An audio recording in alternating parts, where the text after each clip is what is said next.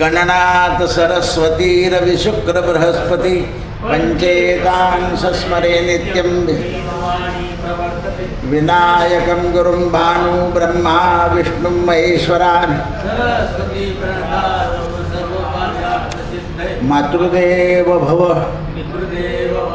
आचार्य देव देव सर्वेभ्यो देवेभ्यो ब्राह्मणेभ्यो नमो नमः। गोपाल कृष्ण भगवान की जय।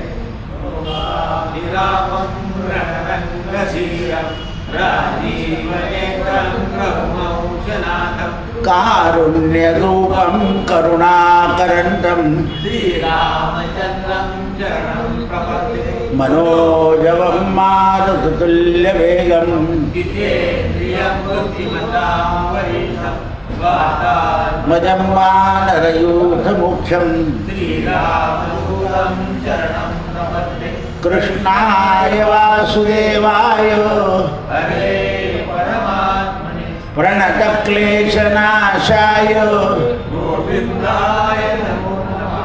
गोविन्दाय गोविन्दाय अत्रिपुत्रो महातेजो दत्तात्रेय महामुनि दर्शनमात्रेण सर्वपापं प्रमुच्यते सर्वपापं प्रमुच्यते सर्वपापं प्रमुच्यते। वाराणस्यां भैरवमेव संसार भयनाशनम् अनेकजन्मकृतं पापं दर्शनेन विनश्यन्ति दर्शनेन विनश्यन्ति दर्शनेन। श्रीराम जय राम जय जय राम श्रीराम जय राम जय जय राम। श्रीराम जय राम जय जय राम श्रीराम जय राम जय जय राम। श्रीराम जय राम जय जय राम श्रीराम जय राम जय जय राम। श्रीराम जय राम जय जय राम श्रीराम जय राम जय जय राम। राजाधिराज रामचंद्र भगवान की पवन सुत हनुमान की उमापति महा नमः पार्वती पतये हर हर महादेव। सीताकांत स्मरण जय जय राम जय जय रघुवीर समर्थ। निवृत्ति ज्ञानदेव सोपान मुक्त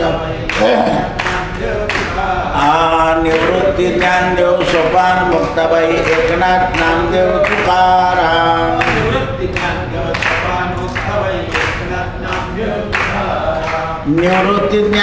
सोपान मुक्ताबाई एकनाथ नामदेव तुकाराम। नमः पार्वती पतये हर हर महादेव। सीताकांत स्मरण जय जय राम जय जय रघुवीर समर्थ। हे अर्जुना, मला दम असं म्हणतात. मी ऋषी लोक तप करत असताना त्यांच्या इंद्रियाला दमन करतो म्हणून मला ते दमन असं म्हणतात. म्हणजे ऋषी लोक तप करतात त्यावेळेला निसर्गसृष्टी भोग आणि कामप्रधान वातावरण निर्माण करते.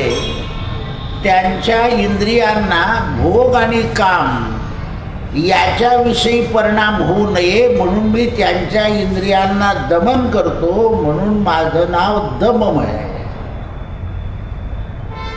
म्हणून इंद्रियांचं दमन आणि इंद्रियांना नमन दोन गोष्टी शिकवायच्या. इंद्रिय नेहमी नमले पाहिजे, नाहीतर ज्ञानाच्या सत्तेच्या अहंकारात ते असे चालतात. चालताना कसं चाललं पाहिजे? नमन नमन आणि दमन या दोन गोष्टी इंद्रियाकडून झाल्या पाहिजेत. माऊलीने स्वच्छ लिहिलं आहे, नम्र झाला भूता तेने कोंडिले अनंता. विद्या सुद्धा विनयाने शोभते, विद्या विनयेन शोभते. म्हणजे तुमच्या अंगी विद्या असेल आणि विद्येच्या बरोबर विनय असेल तर ती विद्या तुम्हाला शोभते, नाही तर ती विद्या ब्रह्मराक्षस करते. अहंता गुणे ब्रह्मराक्षस झाले. एकदा समर्थ रामदास स्वामी चाफळच्या मंदिरात असताना एक दक्षिणेकडचा ब्राह्मण आला आणि त्याने समर्थांच्या समोर 16 ओळ्याचं एवढं तोथाण केलं. समर्थ म्हणाले, कल्याणा यांना सगळं साहित्य देऊन दे. त्याचा स्वयंपाक तयार झाल्यावर समर्थांनी दोन्ही हात घेतले, आपल्या तोंडावर ठेवले. मी कुत्र्यापेक्षाही वाईट आहे, कुत्रा तरी बरा माझ्यापेक्षा. हे असं बोलायला लागले. लोक माझ्या हातचं खात नाही, कुत्र्याचं तोंड घातलेलं खातात. तर हा दक्षिणेकडचा ब्राह्मण येता एका एक नदीवर याने स्वयंपाक केला. स्वयंपाक केल्यानंतर नैवेद्य घेतला आणि नदीला घालायला गेला. तेवढ्यात एक कुत्रं आलं आणि त्या कुत्र्याने त्या स्वयंपाकात तोंड घातलं. याने पाहिलं आता पुन्हा स्वयंपाक काय करता म्हणून नदीचं पाणी आणलं, त्याच्यावर शिंप पडलं आणि खाऊन घेतलं.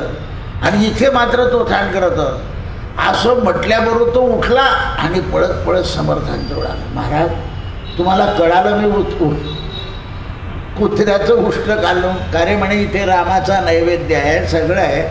मी ब्राह्मण आहे, तू ब्राह्मण आहे, तू कुशाल म्हणून तुम्ही खात नाही. मग तिथे का बरं खाल्लं कुत्र्याचं? पण तुम्हाला कसं कळालं? म्हणे मी नम्र आहे म्हणून मला कळतं, तू नम्र नाही म्हणून तुला कळत नाही. कारण कळतं पण वळत. म्हणून स्वयंपाक करताना 2 माणसं पाहिजे केव्हाही. आत्ता माझे दरवाजा उघडा होता कपाटाचा, माझं एक अचानक लक्ष गेलं. अरे म्हटलं ते लावा, नाही तर ती मांजर जाऊन बसेल थंडीची आणि घाण करून ठेवली ते ग्रंथावर. तर हे लक्षात ठेवलं पाहिजे. आसनावर काहीतरी ठेवून द्या, नाही तर ती जाऊन बसेल थंडीत. ते प्राणी आहे बिचारे, त्यांचा काही दोष नाही तो. पण आपण सावधान राहिलं पाहिजे.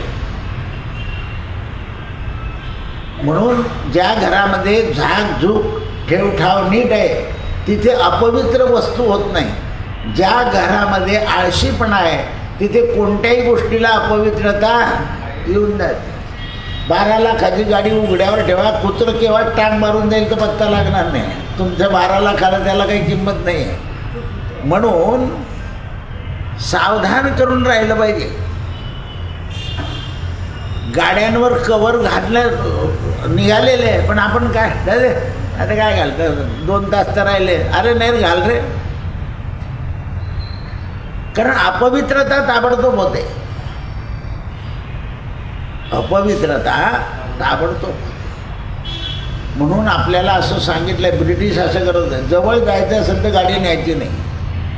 कारण मनुष्य जवळ जाण्याकरता तळमळ करतो, पण कंटाळा करून कुठे लावतो आणि कुठे काही करतं. ब्रिटिशांचे नियम होते. आजच मला नातवाने विचारलं की आता एवढं प्रदूषण होतं, याला काय उपयोग? तर म्हटलं क्लार्क आणि विद्यार्थी यांच्याला सायकलच द्यायची तरच हे थांबेल. पण आता नातूच गाडीला गेलो, आजोबा मागे बसतो, नातू चालवतो, असं झालं आहे.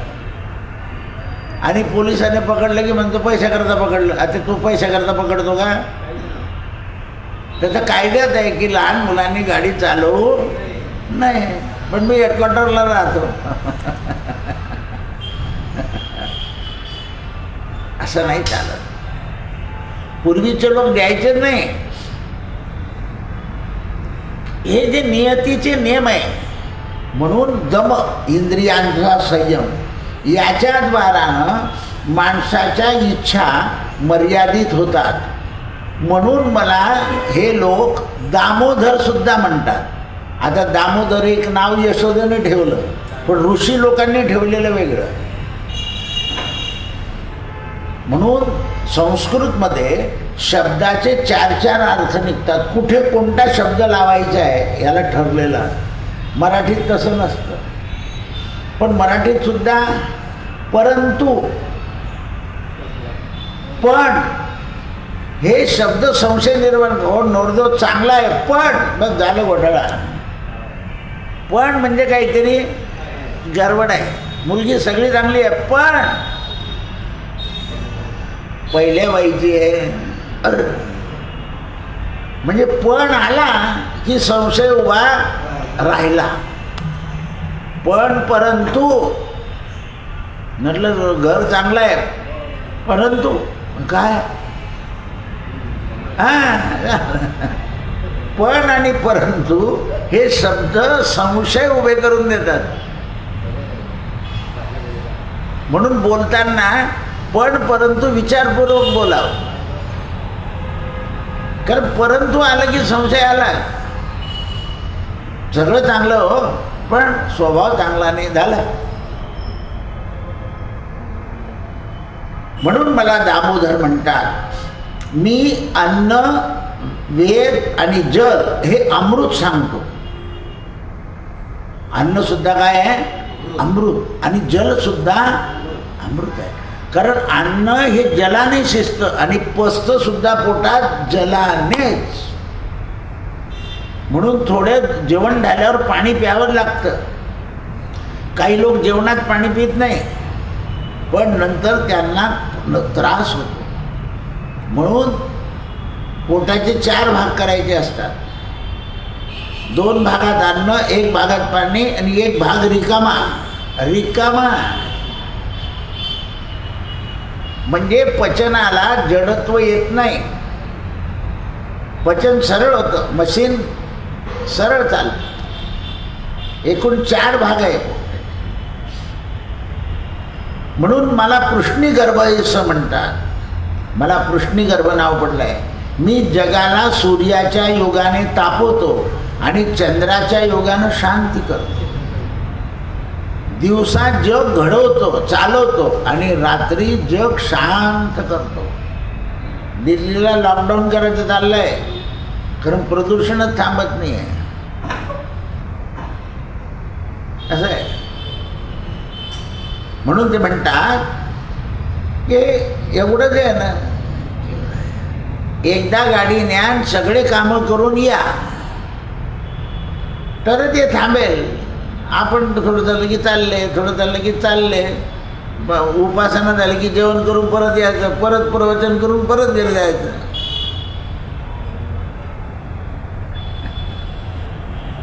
तुम्ही कमी करावं लागेल, कोणी ऐकणार नाही.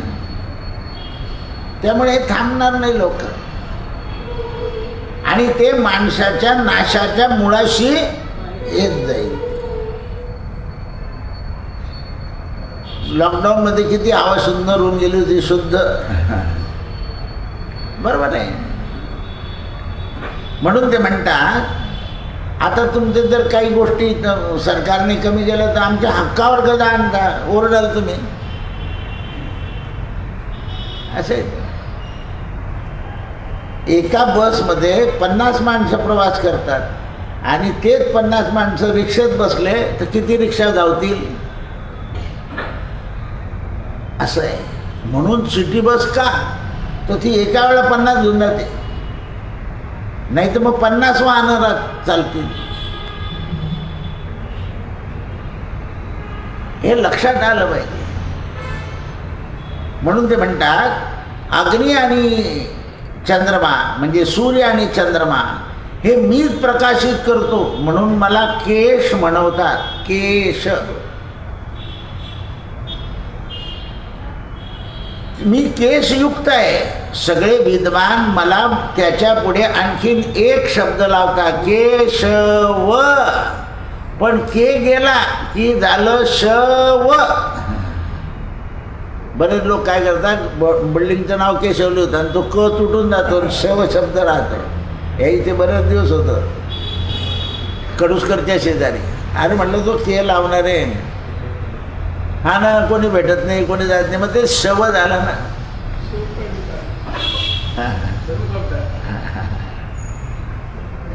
लक्षात ठेवलं पाहिजे. मला केशव म्हणतात. सूर्य आणि चंद्रमा माझे नेत्र आहे. एक शीतल किरण आहे आणि एक उष्ण किरण आहे. दोन्ही जगामध्ये शांती आणि ताप देतात, म्हणून मला ऋषी म्हणतात. ऋषी, ऋषिकेश वेगळा आणि ऋषी वेगळा.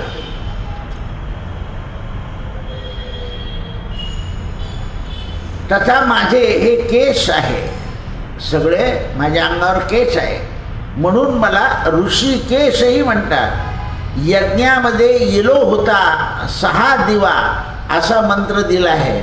याचा अर्थ मला लोक आवाहनही करता आणि विसर्जनही करता. उत्तर पूजा म्हणजे काय आहे? विसर्जन. बोलवायचं लगेच होतं. आम्हाला उद्याने आत्ताच उत्तर पूजन करून द्या म्हटलं. का रे अजून लोक जेवायचे ना देव? नाही नाही, मग अक्षर तरी ठेवून द्या, म्हणजे तुम्ही येत नाही त्याच्या आत टाकून देऊ आम्ही.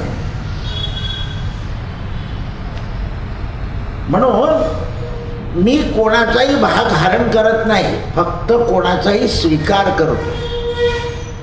माझ्या भक्ताला मी लक्ष्मी देत नाही, उलट असलेली त्याच्यातून काढून देतो, कारण त्याला माझ्यासारखा करतो. तथा माझ्या शरीराचा रंग हरित आहे. हरित म्हणजे श्याम, म्हणून मला हरी असं म्हणतात. आपण एक अर्थ लावतो, जो हरण करतो तो हरी. पण काय हरण करतो? तर रंग. म्हणून ज्ञानी लोक हरिशरणम एवढं म्हणतात. आणि मग संत लोक त्याच्या पुढे आणखीन एक शब्द लावतात, हरिशरणम जन्म मरण निवारणम.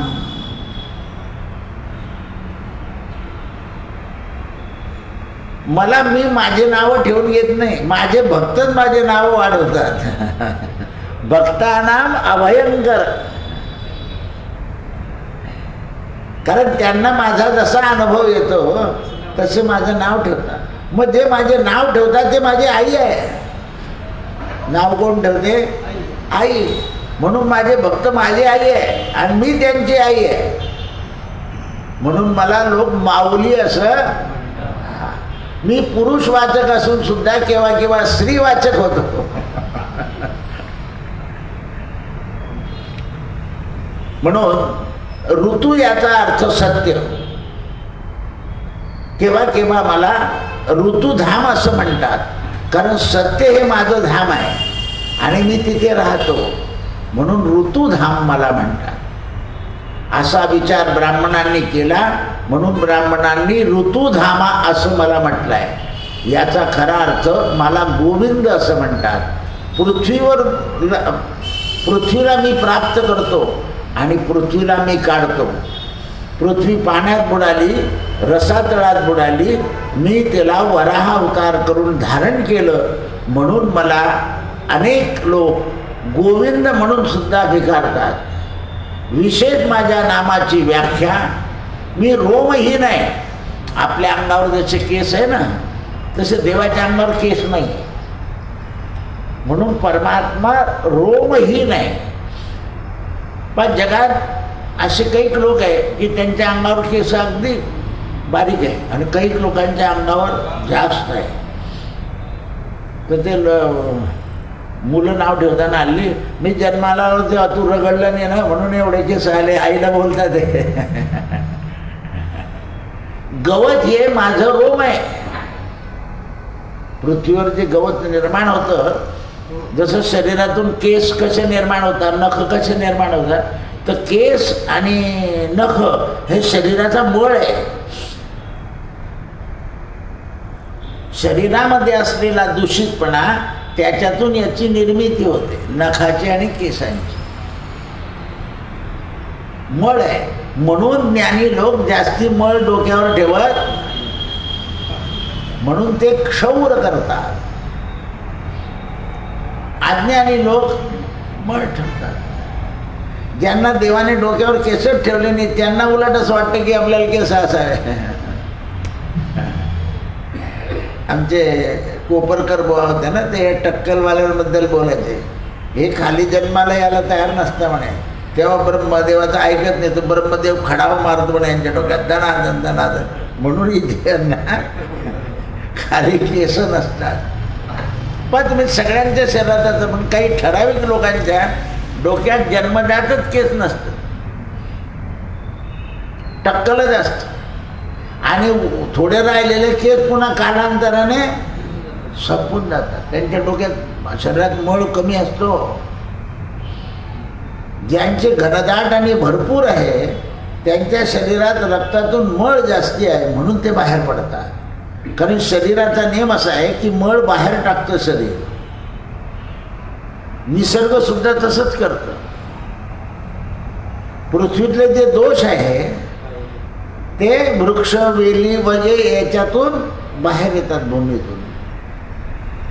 आणि मग ते भूमी कोरडी होते म्हणून त्यात खत घालायचं असतं. ते खत सुद्धा तेच असतं, गुरांनी खाल्लेला चारा त्याचं बनतं खेत. म्हणजे परत ती सायकल चालू असते. म्हणून मला असं म्हणतात, मी वराह अवतार धारण केला आहे. माझं स्तवन करताना ऋषी लोक मला शिपिष्टी म्हणतात. माझ्या नामाची व्याख्या करतात. रोमहीन प्राणी म्हणजे शिंपी, शिंपलं, त्याच्यावर रोम नाही आहे, तसा मी आहे. आणि म्हणून मला शिंपलं म्हणतात. म्हणून मी शंख हातात घेतो. लोक म्हणतात तुमचा साला आहे तो. लोक काय म्हणतात, शंख कोण आहे? सालक. मग लोक म्हणतात सालाला आम्हाला तुम्ही घरात ठेवतो, देव ठेवतो सालाला घरात, उजवा शंख. पण तो साला काय करतो, मेवण्याच्या तोंडातून शंख.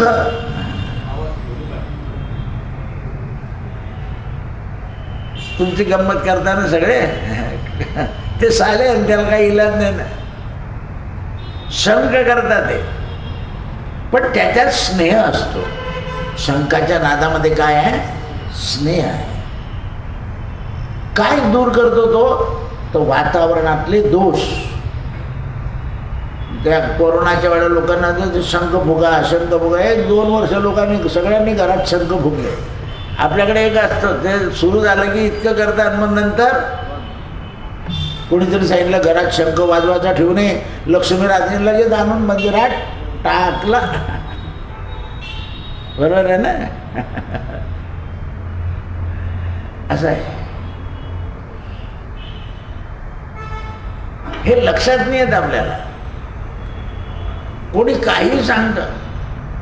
आता ती मुलगी मला विचारायला म्हणजे, दादा यांना जाऊन 4 वर्ष झाले आणि लगेच त्यांची आई गेली. म्हटलं का गं? आता मुलाच्या दुःखाने आई जाणार ना. मी म्हणून मला सांगितलं की 4 वर्षात तुमच्या घरी दुसरा मृत्यू झाला म्हणजे तुमच्या घरी काहीतरी दोष आहे. असं कसं काय दोष राहील? ज्या बाईचा मुलगा गेला ती शोकाने लवकर जाईलच ना. असं कसं काय? ते काही अपशकून आहे का? आणि तिचा मृत्यू असा होता की मुलगा गेल्यानंतर शोकाने मृत्यू आहे तिचा, आनंदाने. मनुष्याचं शरीर हे वृद्ध झालं, जीर्ण झालं की त्याचा शोक कमी होतो. आणि ते शरीर जर चांगल्या अवस्थेत गेलं तर त्याचा शोक जास्त, कारण त्याच्याशी स्नेह कमी होऊन जातो. जसं आपलं शरीर म्हातारं होतं, लोक काय म्हणतात, म्हाताऱ्यानं कोणी विचारत नाही. तुमचं शरीर क्षीण झाल्यामुळे त्याच्यावरचा मोह लोकांचा कमी होतो. हा नियतीचा. पूर्वी असे शेतकरी होते, बैल म्हातारा झाला तरी माझ्याच खुट्यावर, म्हातारा वडील किती म्हातारा झाले तर माझ्याच घरी राहते, दुसऱ्याच्या घरी येणार नाही. कारण त्यांना त्याची सेवा आणि दया माहिती होती. दया म्हणजे प्राणीमात्रांविषयी सुद्धा. अहो कुत्र्याला सुद्धा लोक दाबून येत, कोरून कपडा घालत त्याच्यावर. पोपटाला सुद्धा दाबून येत, असं फेकून नाही देत तुमच्यासारखं रस्त्यात. कुत्र जर गेलं, प्राणी गेला तर लोक रस्त्यात तर मरताना त्याच्या तोंडात पाणी घालत. आता दुसरी गाडी चालली जाते. आम्ही 72 साली असं शिकलो होतो वेदांतामध्ये की कलियुगामध्ये धान्य हे रक्त मिश्रित होईल असं वाटायचं. तर आम्ही गुरुजींना थोडंसं असं क्रॉसिंग केलं. वेदात असं सांगितलं आहे, जे शिकवलं ते नुसतं ऐकून घ्यायचं, पुढे तुम्हाला दिसेल. मी त्याच्यावर विवरण करणार नाही. म्हणून एकदा अंमळनेरला चाललो होतो आणि पाळीच्या पुढे हे मुगाच्या शेंगा, उडदाच्या शेंगा अशा वाळत घातल्या होत्या. आणि त्या जैन ब्रदर्सच्या जवळ एक डुक्कर मेलं होतं का कुत्रं मेलं होतं, आणि त्याच्यावरून जी एस टी गेली. आणि लगेच त्या मुगाच्या शेंगावर गेली. मी ते पाहिलं. अरे, पूर्वी शेतकरी असं रस्त्यात टाकत नव्हता, तो त्या याच्याने ठोकायचा. आता मजूर मिळत नाही म्हणून तो बिचारा कुठेही टाकून देतो. मोगरी होती पूर्वी, आता त्या रोडवर टाकलेलं असतं धान्य. मी आलो आणि आमच्या शास्त्रीबाकडे गेलो. म्हटलं चक्षुर्वी सत्यम, म्हणजे काय, मी आज पाहिलं रक्तानं धान्य भरतं. म्हणजे का रे, कसं पाहिलं? म्हटलं तर आता अंबरनेरला चाललो होतो, तर त्या गाडीच्या खाली कुत्रं नेलं, ते रक्त टायराला लागलं आणि ते तिथे गेलं. ते 72 साली शिकलेलं 80 साली डोळ्यानं दिसलं. त्याच्या आधी तर असेलच ते, पण दिसलं तेव्हा खात्री झाली की वेद खरे आहे. कलियुगात मिश्रणच सापडेल तुम्हाला. आता पाणी गावराणी तुपात चरबी, आणि तेही बालाजी तिरुपतीला.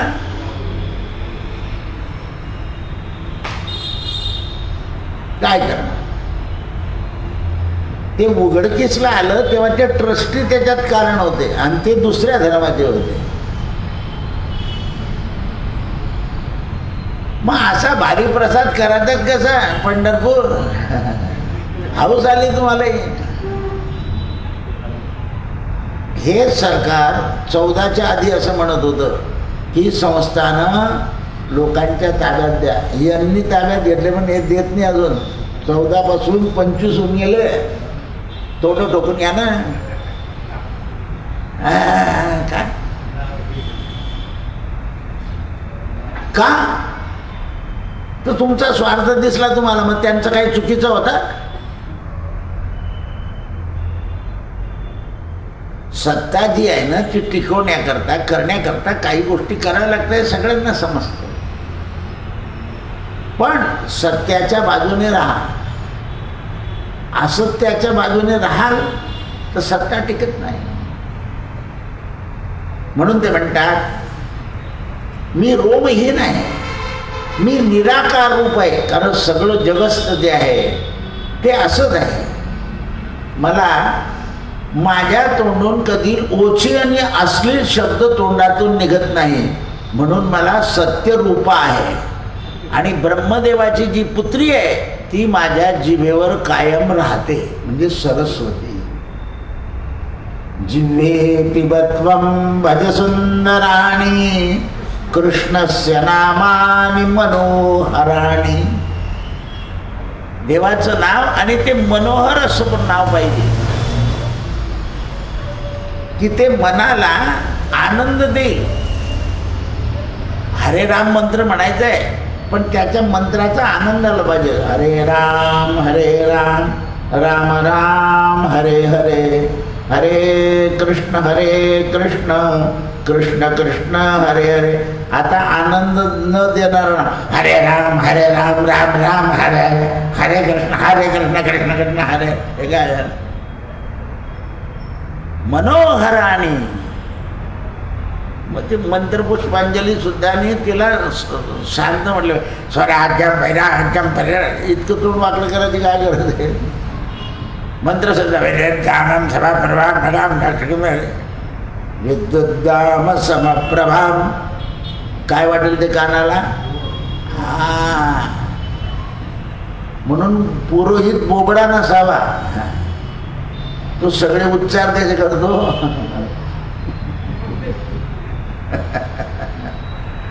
पुरोहिताची वाणी शुद्ध आणि अशुद्ध नको, परमशुद्ध पाहिजे. म्हणजे त्यांना अक्कल करा तरी खावा. वनस्पतीचं नाव आहे.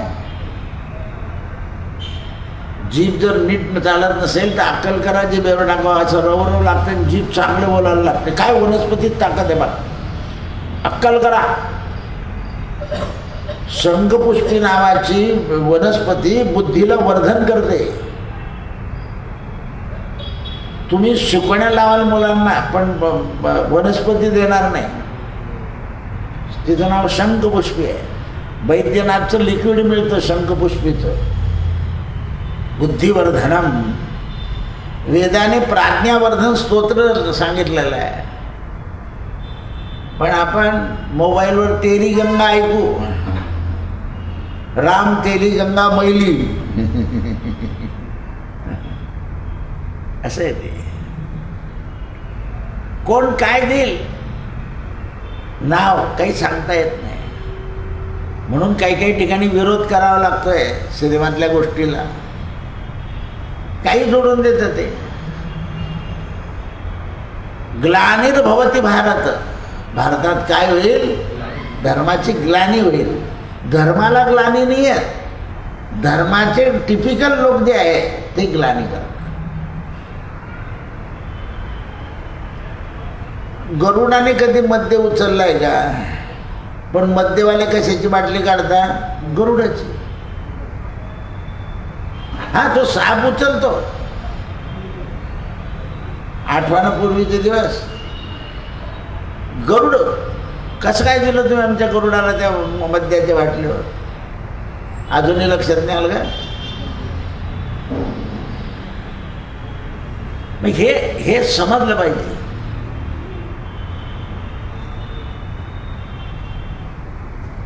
म्हणून ते म्हणतात माझ्या मुखातून असलीच निघत नाही, मी सत्यरूप आहे. ब्रह्मदेवाची पुत्री जी सरस्वती आहे ती माझी वाणी आहे. सत आणि असत हे माझ्यातूनच निघालं आहे. धर्म आणि अधर्म, म्हणून मी परवा सांगितलं होतं अधर्म का नाश होत नाही, अधर्म कमी झाला पाहिजे. अधर्माचा नाश जगातून होत, जिथे धर्म आहे तिथे दुर्योधन. फक्त दुर्योधनाला गादीवर बसवू नका एवढंच म्हणायचं आहे, कारण दुर्योधन तर असणारच. दुर्योधन असणारच. कुंभकर्णाला रामाचं दर्शन झाल्यावर बुद्धी सुधारली होती, रावणाला दर्शन झाल्यावर सुद्धा बुद्धी सुधारली नाही. जसा कुंभकर्ण युद्धाला पुढे आला, रावणाने त्याला उत्तेजन दिलं, तो येत नव्हता. तो म्हणे यार जाय ना, ते सीता देऊन टाक, काम मुटून जाईल. म्हणजे खाल्लं इतक्या दिवस नुसता झोपला आणि युद्धाच्या वेळा मराला आला तर मला ज्ञान शिकवतो, घालू का कमरेतला? जसं विभीषणाला अपमानित केलं, दुर्योधनानं विदुराला अपमानित केलं आणि विभीषण निघून गेले, त्याप्रमाणे कुंभकर्ण सुद्धा निघून गेला आणि रणांगणात येऊन उभा राहिला. तेवढ्या वेळात विभीषणानं रामाचे पाय धरले. महाराज आता तुम्ही कुंभकर्णाचा उद्धार तर करणार आहे, पण एक 5 मिनटं जाऊन मी बोलू का त्याच्याशी? कारण युद्ध पक्षामध्ये इकडून तिकडे जायचं आहे. आधी तो तिकडून इकडे आलाय. मग रामाची परवानगी, रामाने विभीषणाच्या डोक्यावर हात ठेवला, जा बोलू नये, तुझा भाऊ आहे. वा वा. रावण जर असता तर लगेच ते धनुष्य उचलून मारून टाकलं असतं. नाही, विभीषणाने नमस्कार केलाय कुंभकर्णाला, जवळ घेतलंय कुंभकर्णाने विभीषणा तू फार चांगलं काम केलंय. म्हणे भाऊ मी फुटीर झालो. अरे तू फुटल्याशिवाय आमचा उद्धार होईल का म्हणे? त्या मूर्खामुळे आपल्याला फुटता येत नव्हतं, पण तू घराचं कल्याण करणारा कुलीन पुत्र आहे म्हणून तू फुटला. आता आम्हाला चिंता नाही. आतापर्यंत मला चिंता होती की आमचा उद्धार होणार नाही म्हणून. आता तू रामाकडे गेल्यामुळे माझाही उद्धार होईल, त्याचा होईल ना. कुळी कन्या पुत्र, हा, म्हणून सात्विकाला हिस्सा जास्ती द्यायचा असतो आणि जे डांबरट आहे त्यांना कमी. काय ठरवलंय ते पहा.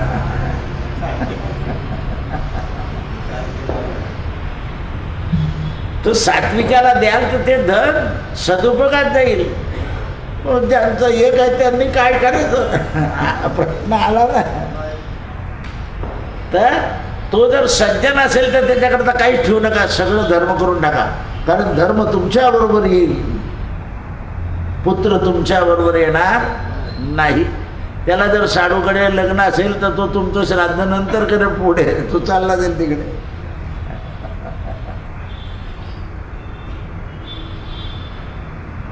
या लोकांनी मध्ये अशी चळवळ उठवली होती, तुम्ही 5,000 रुपये द्या, तुमच्या बापाच्या नावाने कीर्तन करू. ते व्याज झालं कमी, कीर्तन झाले बंद.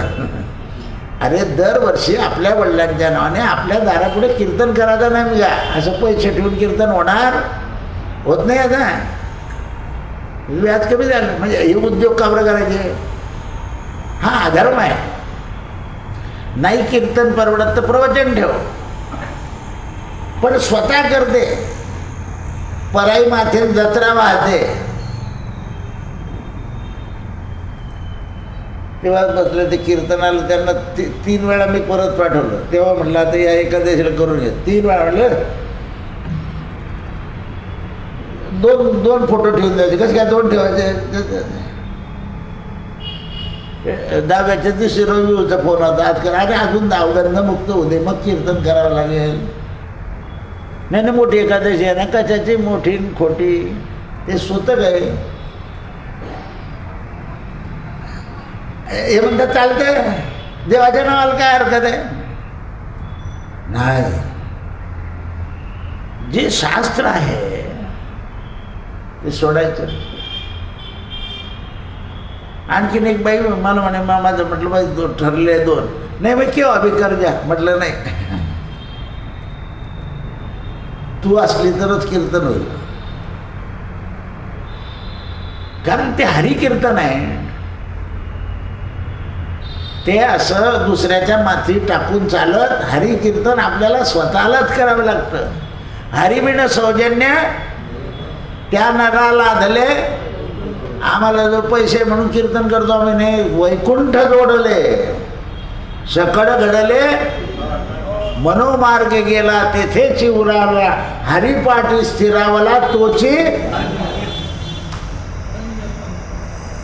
असं आहे मग भाऊ, सोपं नाही ते. हरिपाठी स्थिरावला तोची धन्य. तो स्थिर झाला पाहिजे.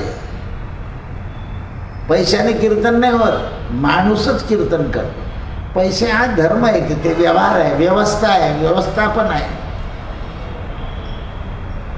कीर्तन लोक म्हणतील म्हणून आईचं कीर्तन ठेवायचं नाही. माझ्या आईच्या करता मला संकीर्तन करायचंय म्हणून कीर्तन ठेवायचं. कीर्तनकाराने सुद्धा कीर्तन करताना किती लोक आहे हे मनात नाही ठेवायचं. एका जीवाचा फोटो माझ्या समोर आहे, याचा उद्धार झालाच पाहिजे, याच्याकरता त्याने कीर्तन करायचं. तेच कीर्तन खरं आहे. त्या बालगंधर्वाला एका मोठ्या माणसाने एक संन्यासी आणला होता. टेन्शन मुक्त प्रवचन. तो मनुष्य माझ्याकडे येतो, म्हणलं वो मला टेन्शन नाही, तुम्ही कशाला ऐकायला येऊ. तर ते प्रवचन सुरू झाल्यावर लोक कमी असल्यामुळे स्वामीजींनी प्रवचन उरकवलं. म्हटलं का हो, लोकांचं टेन्शन कमी करायचं. 50,000 लोक 10,000 असो, पण श्रोते कमी असल्यामुळे महाराजला टेन्शन आलं. म्हणजे काय कसं काय टेन्शन मुक्त प्रवचन आहे, कसं काय होईल ते? आपलं घर आपल्याला शुद्ध करायचं ना. मग घरातलं कोणी बसलं तर बस म्हणायचं, नाही बसलं तर तुझी मर्जी, पण आपलं हरिनाम आपल्याला करता येईल. अर्धा तास करायचं ना आपल्या घराच्या शुद्धीकरता, आपण हरिनाम करायचं. मोठा टाळ वाजवायचा, घरात त्रास होतो तर छोटा टाळ वाजवायचा. काही मोठा जे गोंधळ ते केवढं ओरडतात ते.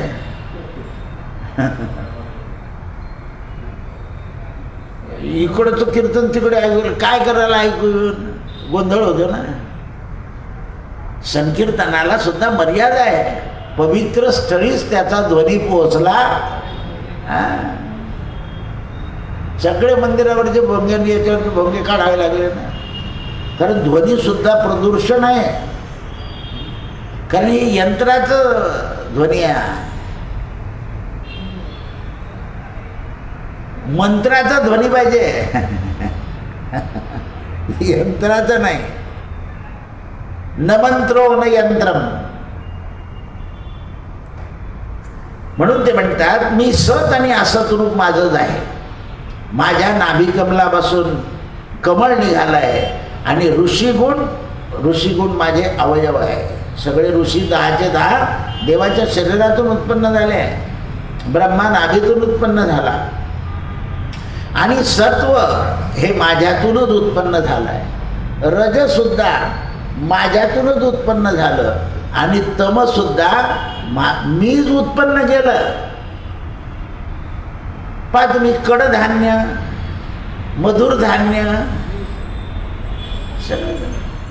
शरीराला कडधान्याची गरज आहे पण वारंवार नाही. म्हणून आपण पूर्वी कडधान्य कमी खात होतो, पण सगळे पीठ मिळून एक दशमी खात होतो किंवा थालीपीठ खात होतो, कोडळं खात होतो. हे धपाटे आताचा नंबर आहे,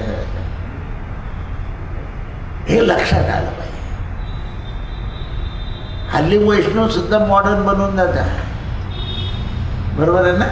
हां, कारण प्लॅस्टिकचा स्पर्श आणि तुळशीचा स्पर्श यातच फरक आहे. कोणाला सांगतोय मी, तुमच्या बोटाला काय आहे ते पहा. असं आहे, जपमाळ ही पवित्र आहे, तुळशी आहे, यंत्र हे अपवित्र आहे.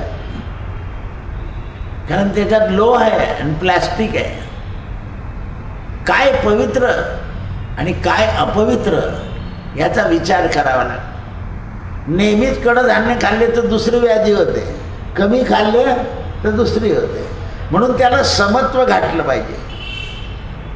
समत्व हा एक योग आहे, समत्वम योग उच्यते. म्हणून समत्व राखलं पाहिजे. आणि जीवांशी ममत्व, सगळ्या जीवांशी ममत्व पाहिजे. कारण सगळे जीव ईश्वराचे. अजाना मी तुझी लय करे, तू सर्वांचा पिता, गातो नमितो तुझ्या गुणांच्या कथा. चंद्र सूर्य ही तुझीच लय करे. म्हणून शांतिमय परब्रह्म मीच आहे. शांतिमय परब्रह्म जे आहे हा त्याचा धर्म आहे. ब्रह्मापासून कोणीही वेगळं नाही. म्हणून ऋषी लोकांनी माझं नाव लिहिलं अच्युत, अच्युतम केशवम राम नारायणम श्रीकृष्ण नाम. हे जे मंत्र आहे ना, हे म्हटल्याने सद्गती आहे. अच्युतम केशवम राम नारायणम श्रीकृष्ण दामोदरम माधव, एवढं नुसते म्हटलं तरी सद्गती. अच्युतम, जो पतन होऊ देत नाही तो. फळामध्ये अच्युत आंबा. उन्हाळ्यात तुम्ही आंबा खा, कैरी खा, तुम्हाला ऊन लागणार नाही. पण प्या, लोणचं खा, अच्युत. केळाला संस्कृतमध्ये नाव काय? रंभा फलम घृतम क्षीरम गोमुधम चूर्णका. रंभा फल आहे ते. दिसलं की म्हणतो काय पिवळे यार, म्हटलं ते कृत्रिम आहे.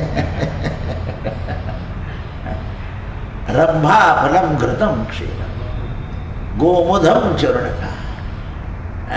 डॉक्टरने असं सांगितलं फळं आणि दूध खाऊ नये, पण केळं आणि दूध हे डबल कॅल्शियम होतं, हाडं पक्के होतात त्याच्याने. बाकीची फळं वरदे आहे, पण केळ आणि दूध म्हणून त्याचं नाव आहे केळवण. लग्नाच्या आधी मुलामुलीचं केळवण करा, मामाच्या घरी, काकाच्या घरी, आत्याच्या घरी. केळवण हा पूर्वीचा सोपा पदार्थ होता. कोणी दोन पाहुणे आले, केळं दूध टाकलं की घाल, राबडी खान, बाबडी खान, केळवण. मग पुण्यतिथीला आनंद आहे ना. उत्तम आहे. दुधाची कॅल्शियम आहे, केळाची. आणि देवीला त्याचा नैवेद्य आहे. भगवंताला रंभा फलम घृतम क्षीरम गोमुधम चूर्णका. म्हणजे सत्याच्या प्रसादावर केळी नाही ठेवली तर नैवेद्य पूर्ण नाही येतो. म्हणजे रवा, साखर, तूप आणि केळी. केळ ठेवा, केळ त्याच्यात टाकून ठेवलं तर प्रसाद नासून जातो. रंभा फुलं. मग आता काही लोकांना मग केळीची पावडर टाकू आपण, पण गुच्छू पैसे नाही सांगितलं ना. हे जे अति सुशिक्षित आहे ना, जसा तो यात्रा कंपनीवाला आहे ना, तुम्ही सांगायचं की आम्हाला यात्रेत कांदा लसण, तो कांद्याची आणि लसणाची पावडर टाकतो म्हणून टेस्ट येतं तुम्हाला. त्याला माहिती आहे ना टेस्ट आल्याशिवाय मन भरणार नाही, म्हणून तो पावडर टाकतो. नको रे, मी 2-3दा बोललो त्याला, सर खोटं कामं करू नये. नाही दादा तुम्हाला काय समजतं, तुम्हाला म्हणतो का मी असं. पावडर मिळते हल्ली, कशाची पावडर मिळत नाही ते पहा तुम्ही. म्हणून हे कळायला पाहिजे. अंध याचा अर्थ पृथ्वी, अक्ष याचा अर्थ आकाश, ज याचा अर्थ जल. म्हणून मी हे सगळं जिंकलंय. पृथ्वी, आकाश, वायू, तेज, जल हे सगळे माझ्यातून निर्माण झाले आहे. पृथ्वी माझी जांग आहे, मेदनी. सगळ्या अवयवांपेक्षा जांग मोठी असते, कारण त्याच्यात माती तत्व आहे, जड तत्व आहे. म्हणून मला अधोक्षज म्हणतात. अधोक्ष म्हणून अधोक्ष शब्दाचे वेगवेगळे 3 अर्थ निघतात पदार्थ. का अर्थ लयस्थान, आणि धोक्ष याचा अर्थ पालनस्थान, आणि ज याचा अर्थ उत्पत्तीस्थान. उत्पत्ती, स्थिती आणि लय, तिघ हे मीच आहे. म्हणून एकोर विष्णूर महद्भूतम, 3 लोकान व्याप्त भूतात्मा. एकच विष्णू 3 ठिकाणी व्याप्त आहे. म्हणून एकाच विष्णूचं नाव घेतलं, विष्णवे नमः, ही सगळं पुण्य पदरी पडतं. आणि कोणी आपल्याला उपद्रव दिला की त्यालाही म्हणायचं विष्णवे नमः, चल जा. आणि शेवटी विष्णू स्मरणात परिपूर्णता असतु परिपूर्णता न मम. त्याच्या नावाने सगळं कर्म जे अपुरं असेल त्याच्याविषयी विष्णवे नमः म्हणायचं. म्हणून ज्याप्रमाणे मंत्रानं पूजा आहे त्याप्रमाणे नामपूजा सुद्धा आहे. नामाने काय सांगितलंय, सहस्रनाम तत्पुल्यम रामनाम. बस. आता म्हातारपणी मंत्र सुद्धा मागे पुढे होऊन जातात. मग त्याच्या राम राम राम राम कृष्ण कृष्ण कृष्ण कृष्ण म्हणत जायचं, पूजा करत जायचं. संतापेतुक्याने कुठे मागे चाललं गेलो, पुढे चाल, त्या भीमरूपीमध्ये नाही मागे पुढे होऊन जातो माणूस. रामरक्षेमध्ये आदिष्टवान यथा सौम्य मागे पुढे होऊन जातो. क्या मनोजम येऊन जातं ना, आपदा महाभारता मागेच राहून जातं. ते जशी बुद्धी हे होऊन जाते ना, तसं तसं तिला बुद्धीला वार्धक्य येतं. आणि आपण हे म्हटलं का नाही असं संशय निर्माण होऊन जातो. म्हणून बुद्धीला स्वाध्यायाची सवय. म्हणून बरेच लोक अभ्यासच करत राहतात, पण 17व्या वर्षी BA ची परीक्षा देण्यात काही अभ्यास नाही येतो. काही काही मात्र 17व्या वर्षी पास झालो म्हणे. आपण काय काय उपयोग आहे पास होईल. जी परीक्षा पास व्हायची ती व्हा. जिद्द आहे ही गोष्ट खरी आहे, पण तिथं काही उपयोग नाही ना. लोक हसतात. जगाने हसलं नाही पाहिजे. म्हणून जनी वंद्यते आणि जनी निंदते. हा, संतांनी सांगितलं जनी वंद्यते करावे आणि जनी निंदते पुंडली वरदा हरिविठ्ठल श्री. उद्या नारद आणि देव यांचं संभाषण होईल आणि नरनारायण हे नारदाला आशीर्वाद देतील. कृष्णार्पणमस्तु. सत्यगुरुराय कृपा मदगे परिणाय घडली सेवा काही सापडले वाटे जाता गंगा मस्तकी.